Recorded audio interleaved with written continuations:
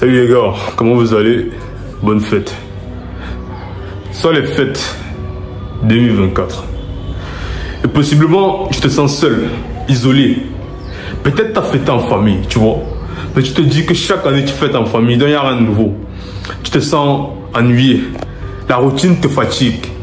Tu as une voix dans ton cœur qui te dit putain, j'aimerais avoir plus d'oseille, j'aimerais fêter comme les autres. J'aimerais avoir plus de copines. C'est une fille, j'aimerais faire des choses différentes et avoir un garçon qui m'aime. Mais dans le fond, tu te dis aussi que tout ce que tu te dis là, c'est quelque chose que tout le monde veut. Donc qu'est-ce qui te différencie des autres? Parce que tu es peut-être juste un rêveur. Et donc tu ne sais pas ce qui va vraiment te rendre spécial à part les rêves que tu te donnes. Je vais te dire un truc. C'est vite que tu ressens au fond de ton cœur actuellement, si peut-être dans ta chambre à 2 h du matin, quand tu n'arrives pas à te coucher, quand tu te demandes si tu vas réussir ta vie, c'est vite que tu ressens. C'est juste l'appel que ton subconscient, l'appel que la personne que tu es réellement t'envoie pour te dire que c'est le moment de te lancer. C'est vite que tu ressens là, que tu essaies de combler en essayant d'être drôle, que tu essaies de combler en essayant d'avoir plus d'argent, que tu essaies de combler en essayant d'avoir une copine ou un copain, c'est une fille, que tu essaies de combler en faisant des choses que tu penses vont te rendre heureux. C'est vide là, la seule façon de le combler, c'est la satisfaction que tu auras quand tu auras fait le travail que tu sais que tu dois faire.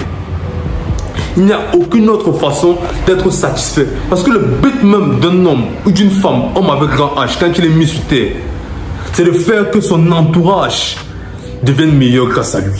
C'est de faire que l'histoire ait un bon point à dire sur lui. C'est de faire que ses parents soient heureux et fiers de l'avoir mis au monde. C'est de faire que Dieu, quand tu meurs et que tu le retrouves, te dise, mon fils, ma fille, tu as fait ce pourquoi je t'ai envoyé. C'est ça le but d'un homme dans la vie.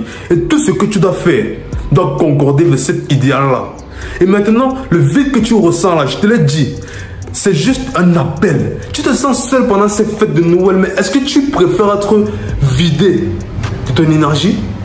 Tu te sens seul pendant ces fêtes de Noël, mais est-ce que tu préfères te mentir à toi-même et être entouré de personnes hypocrites? Tu te sens seul actuellement, mais est-ce que tu préférerais dépenser de l'argent que tu n'as pas pour essayer d'impressionner des personnes qui s'en foutent de toi?